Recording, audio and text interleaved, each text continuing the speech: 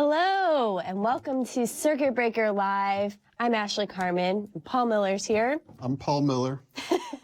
And I'm Gartenberg. Hello. Hello.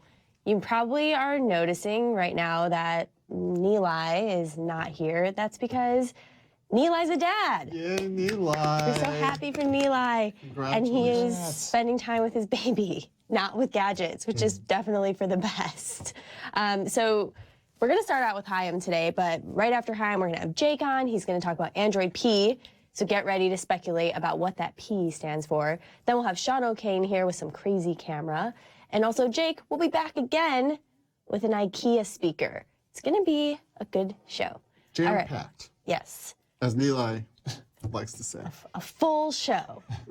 Chaim, you have things on this table. I have things on this table. What are table. the things on this table? So the things that we're talking about are two new Pico projectors, little portable projectors.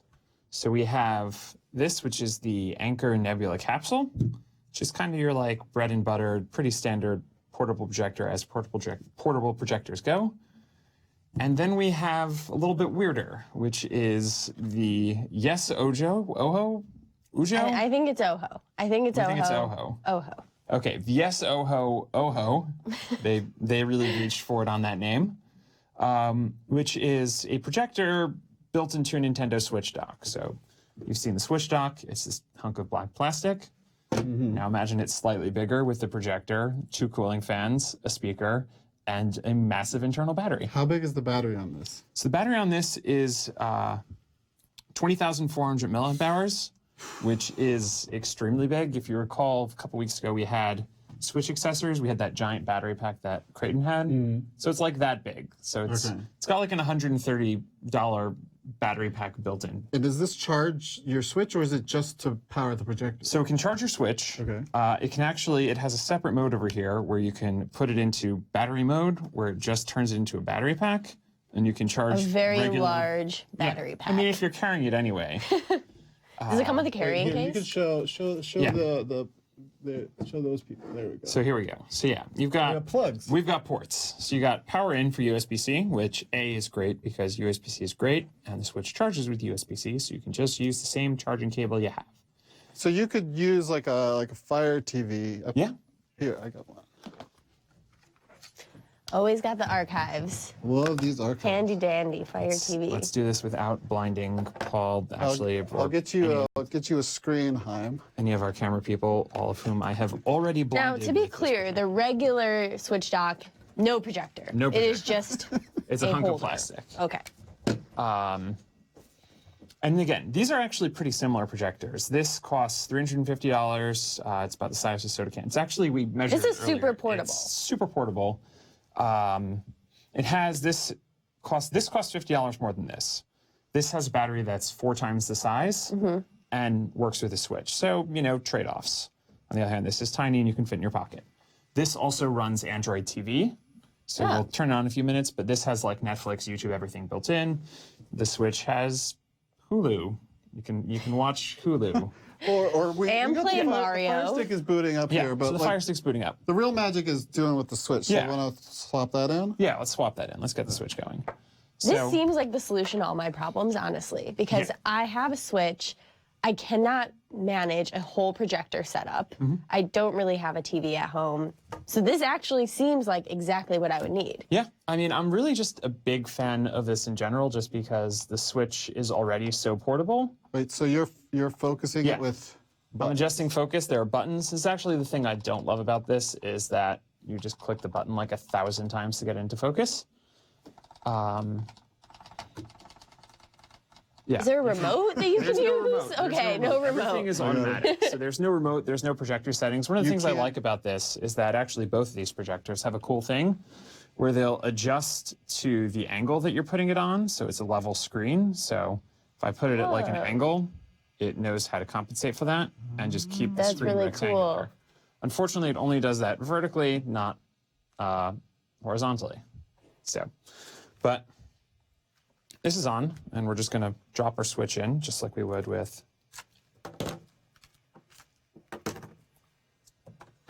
the actual dock.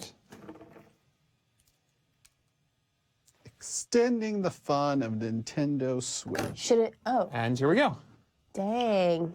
So you can just jump right in. So it has built-in speakers. So yeah, it's got built-in speakers. There's also an aux port if you want to, extend speakers a bit.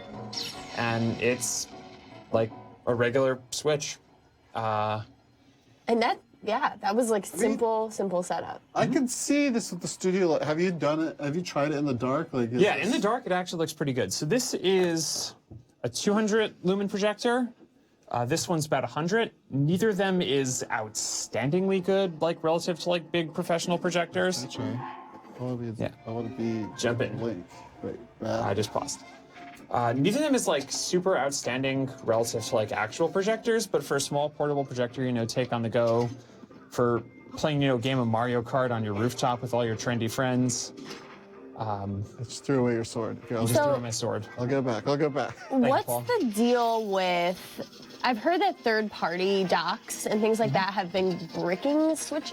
Yeah. Is that something people need to worry about with something like this? I mean, there's always a concern when you're using a third-party accessory. I'm 90% sure Nintendo hasn't authorized this one. I'm more okay with this for a couple reasons. One is, even compared to the Switch dock, you're putting this in relatively, if you look, you're putting the Switch much farther in, so there's less chance of it like damaging or scratching up your screen. And two, the issues with the bricking was really, I think, one specific Nyko dock, which I actually have on my desk and have been afraid to plug my Switch into for Maybe months. don't do that. Yeah. This was an Indiegogo project, which is usually kind of a red flag here. Indiegogo, not even Kickstarter. Not even Kickstarter. This was an Indiegogo And project. Indiegogo is usually more of a red flag. But this is really shipping. But it's really shipping. You can go on Amazon and actually order one. I think they're currently back ordered, but you can order one on Amazon. It'll be shipping with Prime shipping, I think, in a couple weeks. For how much? It's $400, which is the catch. That's a lot. On the other hand, this is kind of, your base model. This is $350. This has a battery that's 1/4 of the size, and you can't just drop your Switch in. And like, going back, like in the original Switch commercial, they had that like, you trendy hipsters on your roof, your millennials on your reclaimed warehouse roof in Brooklyn playing Switch games. This is like the evolution of that dream, where not only are you showing up at your party like the coolest guy in the world, Paul, with your Switch, ready to lead a game of Mario Kart. I do go to a lot of parties. You're there with your giant block projector. Yeah. And suddenly everyone's enjoying. No, I'll be honest, I did it in Manhattan. But I have lugged a huge projector up to a friend's roof before just to watch Netflix. Dedication. So, yeah, that was real dedication. So it seems like it'd be easier now with this kind of thing. Now this is Android TV. This is Android TV. Can we set this up too? So how do I turn this off? There's a power button on the front. Is this a Switch? It's a Switch. Pun not intended. Sorry. I kind of reviewed this. Yeah. I had a lot of problems with this remote. So there's It looks like such a simple remote. It looks so simple and innocent. It looks like this remote, which is arguably this feels awful. There's a tiny infrared sensor here, right on the back, and you got to be like a direct shot. So it doesn't work well with the bank shots and the angle. You know what I mean? Right. And I guess with like a portable projector, that's more of a concern because you're going to be like moving it around a lot. But yeah, I mean, this just runs Android TV, which is good. So, try this. Just try this. What's the resolution on this one? The chat wants to know. So they both have the same resolution. They both natively project at 854 by 480. So not like great resolution, but it's a small battery-powered projector that you can carry in your bag and take anywhere. How many lumens? This is 200 lumens. That's 100 lumens. So again, neither of these are breaking any records in terms of projectors. You're not going to, install this in your home theater as your big cinema quality projector. But if it's a thing that you just stick in a bag and take with you to your cool rooftop parties, like if I had this in college, I would have failed out of college. I'm going to be completely honest here. I can't believe I have more faith in you than I think you would have totally. I think you would have gotten all A's. I didn't even do that without a Switch. With Excel's your performance. Yeah. Okay, let's do this remote demo. If it works. I mean, I'm literally pointing it directly at it, but I mean, the nice thing about this it's is working pretty well. actually, this is no. There we go. We found. right, so no, that's- it's still going now. I was about to say, okay. Really? Maybe I'm just really No, sensitive 'cause about. I'm remote back here. phone. I'm already not getting Okay, it to work. okay. Like, I think 3 feet. I think 3 feet for a TV remote is Yeah. a reasonable statute to expect it to work. The nice thing is there is an app, so you can control it over Bluetooth, and that works great. So the thing with this, Whoa, that's actually really cool. And it's also great for like typing and stuff. Can you show the app in the overhead? So people Oh can see? sure. So you're just moving around with your finger. Yeah, let me, So that's like let me a lot like turn the- down brightness. it's a lot like the Apple TV app actually. Yeah. This is like a cursor kind of thing. Let's see That's really cool. We're on Sweet. YouTube. So this doesn't have any app at all. There's basically no controls Sounds on the Ojo, whatever we decided to call it. You can adjust focus with these buttons on top. You can adjust volume with the internal speaker, and that's it. There's no remote at all. There's no remote, there's no controls. It is designed to be as plug and play as the Switch itself is. Like, you just drop it in and go and hope everything kind of works. And it mostly does. Would you buy this yourself? Now that you have succeeded at college, you're an upstanding professional citizen. So here's the thing, this costs more than a Switch does. This costs $400. So you could buy a Switch, you could buy a second pair of Joy-Con for the Switch, and you could buy a game to play on the Switch for less than buying. What if Yeah, but if you were going to play on a TV and you had to buy the TV. That's true, I guess relative to TV. you could get a really You could get a really good TV for $400 an too. amazing television for $400. So it's definitely more of like a fun luxury. If it costs like $200, I could see maybe doing it. Yeah. Although you do just get a huge battery. Yeah, I mean it is basically an $130 battery pack. Like we had a battery this big for the Switch. Right. So you are getting that out of it, which isn't bad, but it's definitely still a little expensive at this point. But Awesome. it's just a cool, like, people are finally doing interesting things with the Switch. Do more things like this, developers, if you're listening. And hopefully Nintendo doesn't break anything. And hopefully Nintendo doesn't break anything. Awesome. Well, Chaim, thank you so much for coming on. Now we're going to go to, I don't know, maybe a part of the show you probably like, Ask Circuit Breaker with Jake. I love this part, Ashley. What are you talking I love this part What a too, but great I don't part want of to, the show. assume people love. Oh. Everyone, tell Ashley you like this. Right now. So Jake is going to talk to us about Android P. Get ready to speculate in the comments with Jake. Here we go. What's up, Jake? A month ago, we put up a first look at Android P when Google released the developer preview, and basically all of the comments on YouTube were speculation about what Google is going to name Android P. It's like that time of year, it always happens, debate over what the next dessert they'll choose is going to be for the name of the operating system. So we figured we'd just go through some of the favorites that were in the comments and talk them over. The first one, the number one most popular comment was Android Pancake. And I have to tell you all, this is actually just a bad guess because it's not a dessert. All Android operating systems have a name after desserts, and Pancake is not. Wait, Jake, Yep, I'm Paul. sorry. I know this is Sorry, Paul. this is your segment that everybody loves and nobody ever Yeah. disagrees with. What about chocolate chip pancakes? What about when they have whipped cream on them? Yeah. Well, if you eat a Mickey Mouse pancakes. Mickey Mouse pancake, if It you doesn't have matter a how you shape the pancake, it's still a breakfast. but if you have a great dinner and someone's like, "Would you like to see the dessert menu?" It's full of pancakes that are sweet and delightful. You're just like, "Oh, I'm sorry, I don't eat non-desserts for dessert." I think that would be strange. If somebody offered you cereal for dessert, would you Yeah, that sounds qualify great. it as a dessert? That sounds though? a great Cereal idea. is a dessert. Doesn't matter There's what so much time sugar of day in you eat it, cereal. it's still a breakfast food.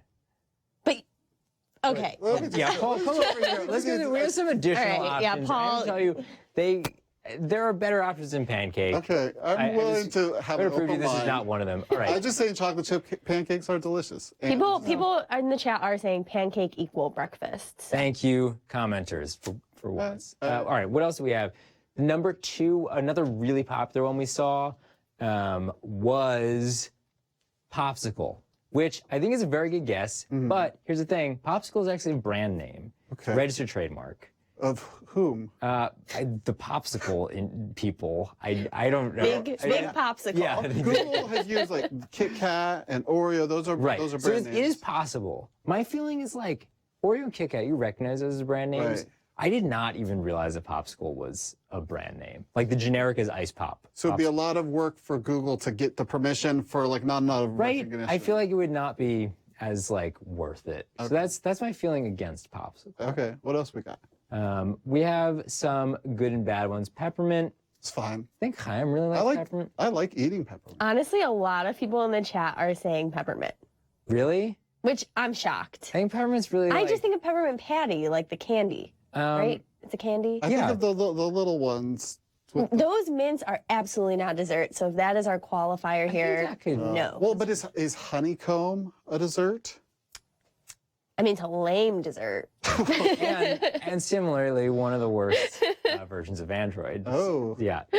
Okay. All right. We also have popcorn. No. That doesn't count. Unless you put chocolate and peanut butter on it. You can definitely a put dessert. sugar on literally any food. It's true. And I don't And think, you should. Wow, we're getting so many crazy ones in here. What- There's is there a anything poppy we- seed muffin, Ooh. that's not, panna cotta. these people are trolling What's us. panna cotta? I'm not sure. Powdered sugar donut. No, that's pretty good. Powdered sugar. A nice callback to Android- Android That'd donut. be good, yeah. Someone had pineapple upside down cake. All right. Highly I'm accepting it, specific. yeah. Okay, We you do talk have, about there was a bunch of pineapple suggestions coming up. What else we got? What else we got? We have a bunch of other stuff. Potato. This is, I mean, a delicious food, but not working for a dessert. Android pie. Yeah. I mean, I feel like it's a little short. Feels like you like. Someone in the chat says pumpkin pie. I have a theory that they might not want to do Pie? Pecan pie. anything with a double P.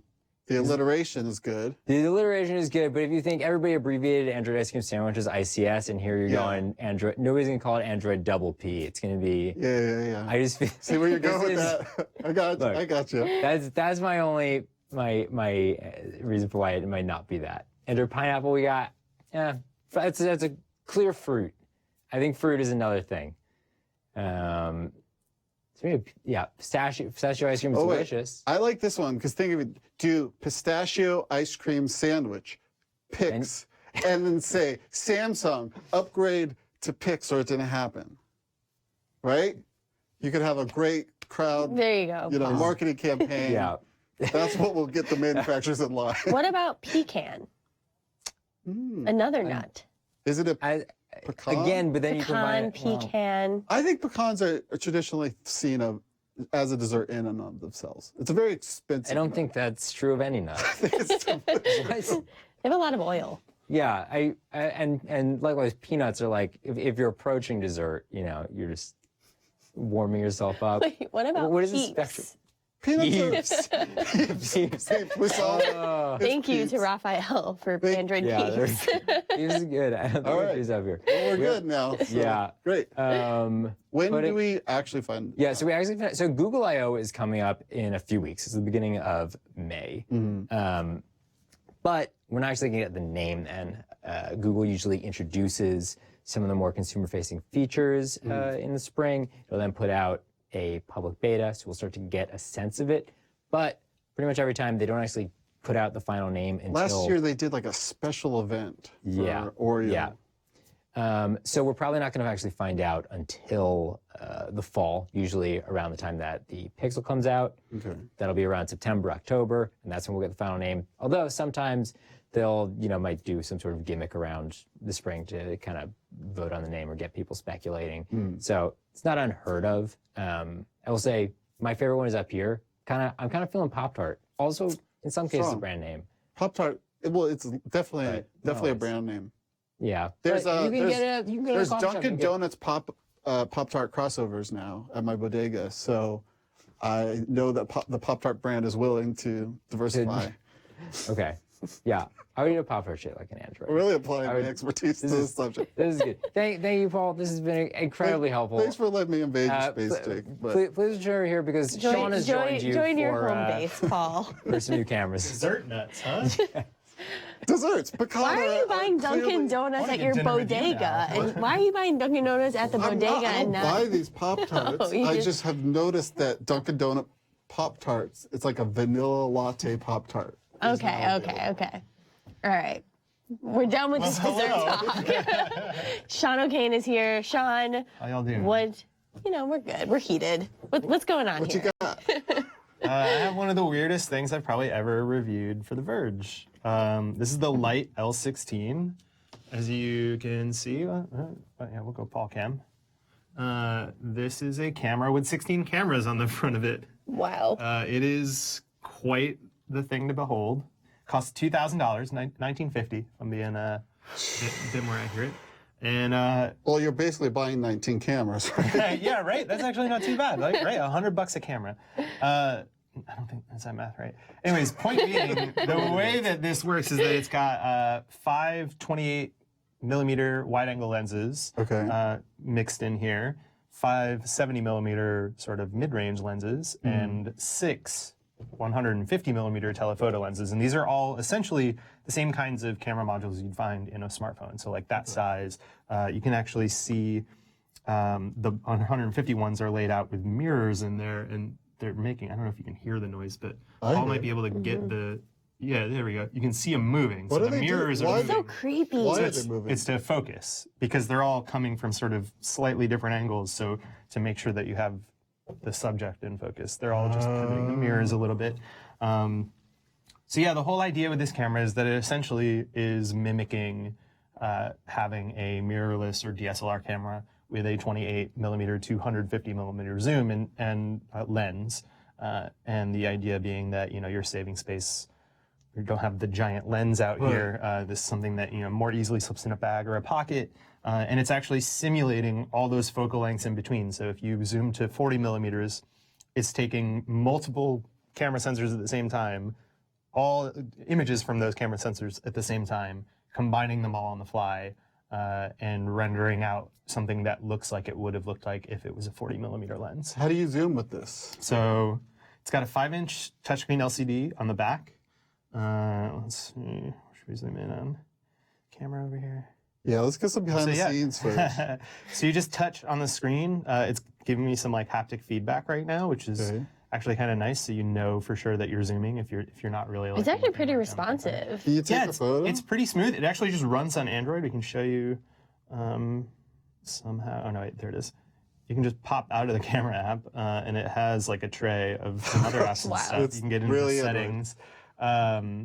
So yeah, I'll take a photo. People are saying you're triggering their trypophobia. Yeah, what is it? Tryptophobia? Tryptophan? It's like a fear of closely gathered holes, I believe. Yeah. Don't. We're sorry. we The should've lead image on this checked it. review. You should go read the review because we're not going to be able to cover all of this here now because there's a lot to this thing and I had a lot of thoughts about it. But yeah, sorry. There's a very tryptophobic triggering review. Scroll down really quickly when you get to that review. Wait, can you just take a picture of Ashley? I just want to see it in action, like how this is actually. Which one do I look at? Yeah.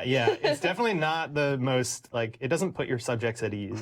No, it's really scary. And I found it pretty good for, you know, like street photography. Really So can we look stuff at that's that? kind of slow and thoughtful. When you try to take a lot of, it's not like, That's pretty nice. yeah, for in here. And so what you can do is, so this is showing some sort of like low megabyte preview. On the camera, you can actually tap this button to process it. It'll run through, it'll combine, what it was showing you was one of the images originally. Okay. You tap this process button, you give it a few seconds, it'll combine and make a 13 megapixel image so you can actually see it looked better quality now. There's more detail in the hair. It's not as like artifacty on her face. And if you have an Android phone, you can then Bluetooth share it out, Oh wait. which is nice. But what about? If you have an iPhone or an iOS device, iPhones can't handle Bluetooth file transfers, so yeah, you're kind of screwed. The process from getting a photo from this to Instagram, if you have an iPhone, is shoot it on here, offload it onto your computer, like connect it and put it on your computer, run it through their desktop software, save it out, get it back to your iPhone, and then on Instagram. So it's not the most mobile-friendly setup. And so you said the version that this can process is like 13 megapixels? Yes. And then the desktop software can process like a way higher end version? Yeah, so it's capturing so much information because it's capturing from up to 10 different cameras at any given time when you take a picture. And so the ultimate combination of that can be up to 52 megapixels if you run it through the desktop software. And you can export that as a JPEG, you can export that as a DNG RAW file, and then take it to Lightroom and do more fine edits there, which is cool. The problem is the desktop software is pretty slow. It's still in beta, and I give this company a lot of credit because they've put actually a lot of updates out already on both the desktop software and on the software on the camera, the firmware. So we got it up on screen now. But yeah, it's, it looks like Lightroom. It's got your film strip here at the bottom. It's got some basic editing on the sides. It has some other special effects, kind of like what we used to see with that Lytro camera. Yeah, actually, we have a Lytro. I was going to ask you about that. You can sort of mess with the depth effect. You can This camera came out like, I don't know, 6 years ago, and you could take a picture and you could refocus it after the fact, thanks to some really interesting properties of physics. Yeah. The problem with this was that they never figured out a way to make it so that worked like outside of their own proprietary format. You had to like embed Lytro's own thing in a web page. So this, you end up with an actual JPEG. Yeah, you could go in here. It's, for something that's kind of far away, it's not really going to be too great, but, a closer image, you could probably try and blur it. So you can change the f-stop? Yeah, you can change the f-stop to give it some like background blur. See, it's just a little slow, right? See, this doesn't look that impressive to me. And a lot of people want to know whether this is better than a high-end smartphone. One person in particular is asking about the Pixel 2. I know you're going to get to this, but we want to know. Yeah, so it's hard, especially with this, what we're showing here. What I found out after, really bashing my head against this desktop software is that what it's showing us right now is already a sort of dumbed down preview. So when you export the image, you save it out even as a JPEG, it'll look a lot better than what we're seeing right now, which is always frustrating, but at least it's got some better detail than what we're showing you. Yeah, the depth effect stuff is kind of tough. If you didn't have the thing that you wanted in focus right in focus, it's gonna kind of be a little bit rough. But the quality is, in sunlight, it can actually be pretty great. In low light, it can impress too. It's always a little bit maybe more than a smartphone when it gets it right, just because it's working with so much more image data. It's just never really clearing the bar. It's never really making that leap from smartphone to like a mirrorless camera or an APS-C sensor camera. And the process of working with these images is just like, you can see it's like loading every time I pull a new one up. Because it's got to do that. Because it's reassembling these on the fly, which is like really frustrating. So like you gotta wait for it to sort of pop in. That's pretty nice. And it's pretty good, but like you zoom in and it's gotta reassemble it. That looks great. If you make an edit, you can see it like blocking in like the changes. So that's just like a real big choke point for it. And what I found is that, it can really impress you. Some of the images it takes can be really great, but it's kind of in the same way that like pictures from my iPhone can be really great. And it's not, certainly as like a consumer product, I don't think it really justifies the price. Even though it performs better than I think I thought it would. I just found myself frustrated with it. Can you think of someone this would be useful for, or is it just a tech demo? Is this just like a hint at the future of cameras? If it had more mobile features, like if you could really get it, really hook it up through like a mobile app to your smartphone, if it had that sort of pipeline, if it was a little bit better in fast situations, it's actually really not that far off. Like we saw the first prototype of this thing back in 2015, October 2015, I think. And it was, at that point, it was like still just, it was like the circuit board of like all the camera modules and like the things weren't even connected. Like it's really crazy how far it's come. And it's a polished piece of hardware. So it's actually not too far off. And I think, that they're making changes to the software on the desktop and on the camera is a good sign. Like the people who do buy this are going to see it get better. Okay. Because it is so software based, which is also what's happening to smartphone cameras. Yeah, and so I think there are people. I don't think that you should go out and buy this camera as opposed to like the premise that they lay out that this could replace sort of like a camera bag's worth of lenses doesn't really hold up. Like you're still going to be better off. The difference between this and like a Fujifilm X-T20 with a zoom lens on it, space-wise, actually isn't that great. Like, and you're going to get far more reliable, consistent quality out of that, or a camera like that.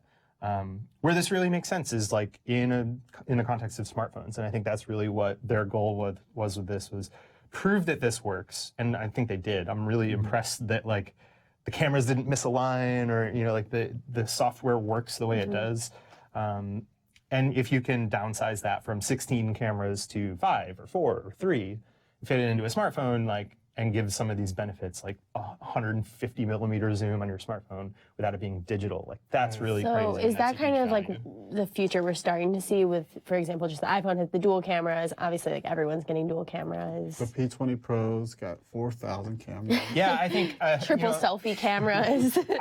I totally think this is where this is all heading. Like, Google's already doing crazy work with software on its Pixel phones with just one camera. Right. And so the more cameras we see on these phones, if you get companies that know how to handle the software to do sort of tricky things like this, I think we're going to see a big explosion in value there, because they're just so, like, the physical limitations of building a camera this size that fits in a smartphone are so concrete that like we're already up against them, right? You can't really get the aperture any lower. You can't really get the zoom, a bigger sensor in there. So something like this is a really good idea. And I know that they've been in talks with some smartphone makers. They've been telling me that they're, hopefully going to have a phone out this year that uses this technology. I think like Lytro, we saw them making those promises back in 2015, or not even promises, but proposing that idea. And it took them until 2018 to really get it out in front of people. And maybe they missed the boat now, because now there is like the Huawei P20 with 3 cameras, and we are starting to see this come. Like in 2015, it was rare to think about multiple cameras on the back of a smartphone. Now we're getting it like as it's table stakes, right? But I'm excited to see this idea keep going forward in the smartphone sort of form factor. I also think some other really crazy stuff's going to come as well. Like if you think, where is it? There are a lot of 360 cameras out right now. I don't really think there's a lot of value in them, but something like this, which is the Rilo camera, what it does is lets you basically just capture 360 degrees and then reframe your shot on the fly on your phone. How much is this? I think this is 300. Okay. GoPro's doing the same thing with its Fusion camera, and we're not far off from getting this down in this, like this, getting this down into a form factor that fits on your smartphone, and then all of a sudden you're using your front-facing camera, your rear-facing camera to take like a 360 spear, and then you just figure out how you wanted to frame it later. So I think there's some really cool stuff coming to like the mobile space with these as like indications of it. As far as consumer products go, Not quite. Sad. I think it's so cool that they pulled this off. I did want to put this in my pocket. I know we gotta move along. You mentioned it was. I will tell you, I am the pocketable. clumsiest person in the world. I have somehow not broken the glass on the front of this thing or scratched Well, it. Paul's going to break it for you right now. Ruin it. So there you go. There Great we work, go. Paul. There we go. In Paul's fits in the pocket. pocket. Super In the slick. pocket. Looks great. And you wouldn't be able to do Totally that. There we go. inconspicuous. You wouldn't be able to do that with a zoom lens. That's right. That's right. Awesome. Yeah. Take that, zoom lenses. All right, Sean. Well, thank you so much for coming on the show. This is sick. I'm glad we got to demo it. And now, everyone's favorite part of the show. Oh, that's right. It is everybody's. I was just trying to Other cue it than up for maybe you. Ask Circuit Breaker. I did another Explain Yourself. This time, it's about space law with Lauren Grush. SpaceX's Earth views need a license now, probably thanks to the Tesla stunt. Blame Noah and a 26-year-old law by Lauren Grush, space expert. It doesn't say that, but I know. Okay, Lauren.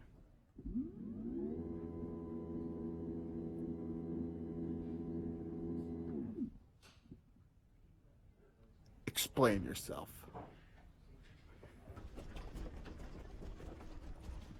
Lauren Grush. Hello. I want to know the truth about space law. There's a lot to go over. What do you want to talk about? Well, I read this article on The Verge that you wrote about how Tesla was in trouble for taking video in space Kinda. because it's illegal to take pictures of the Earth. Not illegal. Basically, you have to get a license from the National Oceanic and Atmospheric Administration if you want to take pictures of or video of Earth from orbit. It's known as remote sensing. So if you have a satellite and you want to take pictures of the ground, you have to get a license first from NOAA. And SpaceX was not getting any of these licenses because they've been just putting cameras on their rockets. But, everybody saw Starman in space, so that kind of got people's attention. So this is like to stop people from like spying or something. Right. It's based off an old law that the U.S. was concerned that maybe, a U.S. company would put up a satellite and they could go take pictures of troops overseas and then sell that information to a foreign entity. But, you know, we're getting to a point where there's so many different companies putting stuff into space and they have all these different capabilities that there's debate about whether or not the law is necessary anymore or if we should update it. So this got me thinking, what other space laws am I'm just thinking, you know, let's say I built a rocket that can go to space. Yeah. And I get in the rocket and I go to space. Who's going to arrest me? Well, first you need a license from the Federal Aviation Administration because you want to make sure that your rocket does not hurt anybody on the ground or destroy anybody's house. That's very important to me. Very important. You need a license from the FCC to have access to the radio spectrum in order to communicate with your vehicle while it's launching and if you're putting a satellite into orbit. And then if you were going to take pictures of Earth, you would need an extra license from NOAA as well. But other than that, I'm totally clear. I can do whatever I want. I mean, you do have to go through a payload review through the FAA. If you are bold about your intentions of messing stuff up in space, the State Department will probably step in and say no. Okay, what if I build such a good rocket Such a good rocket. and I go to the moon or to Mars? I've heard, at least maybe the moon, it's kind of like Antarctica. The U.S. has these obligations under a treaty known as the Outer Space Treaty, and they don't want to get other countries mad at them. So if you're going to the moon or Mars, the U.S. is going to want to know that you're adhering to certain parts of the treaty. So for one thing, planetary protection is a big one. You don't want to contaminate other places with your human germs because that can be really bad for studying these places. Or what if you introduce some weird space bug that grows out of control and then comes back and hurts us later on? What if I just want to plant some potatoes? You probably need to talk to the State Department about that. Why even go to space? If there's going to be all these laws, why even try? Well, it is a bit of like the Wild West. It's like you have these laws for how to get to space, but then once you're up there, there's not a lot of regulation. SpaceX has been putting cameras on its rockets for how long? And the National Oceanic and Atmospheric Administration just noticed and was like, oh, that's probably not okay. So what you're recommending is that I just try to fly under the radar and try not to get caught. I did not make that recommendation. I officially Cool. Well, do thank not you, make that Laura. recommendation. Oh my God, no! That was explain yourself. I think we really got to the bottom of whatever we just talked about.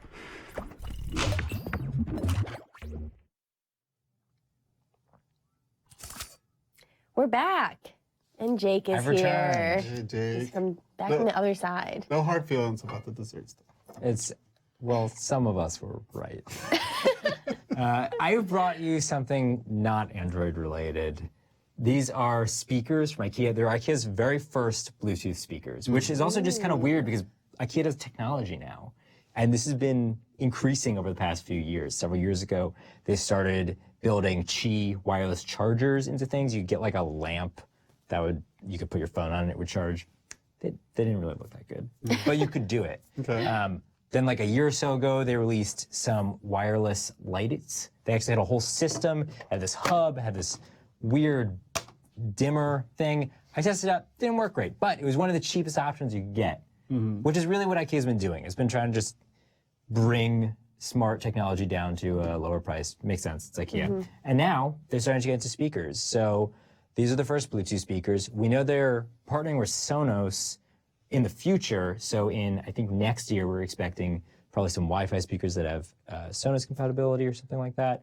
They're also working with Teenage Engineering on some more stylish audio gear. But this is the start. They're not listening to you with these ones. These are dumb. No. These are Bluetooth only.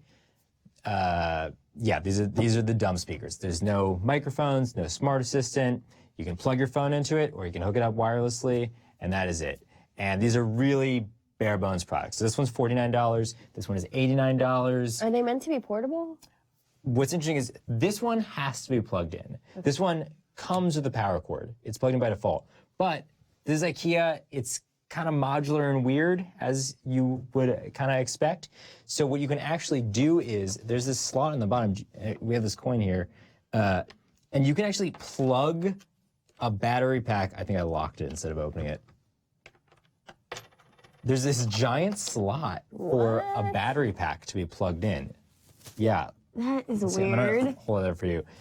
And it's like, it basically looks like a, a portable battery for your phone would look. And it's specifically designed for this though. And that's another $20. So if you want to use this wirelessly, you have Or to you buy pay that. more for the. Yeah, Okay. which I mean is kind of a neat feature that you can add that on, but also then you're getting into like a kind of a pricier range.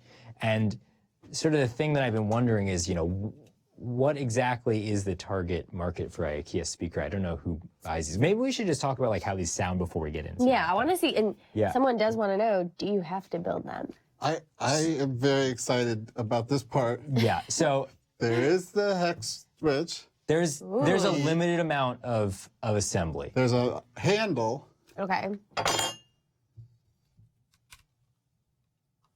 This is This is thrilling, gonna- this is gonna thrilling take a television. while. This is gonna take a while, but I'm gonna put this in there's the some one. really, Watch. really basic assembly. This one has a handle you can put on, and both of them have these detachable front covers. I actually think they look way better without them because then you can see the speakers on the front.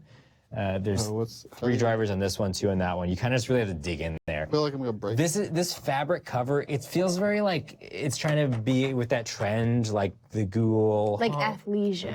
Yeah, and it looks a little bit like the Echo and stuff, but it's not really working for me on these. These are very like IKEA, bare bones, basic style. I'm sure that these are designed to fit inside your cube IKEA storage units. And Everything fits together. exactly.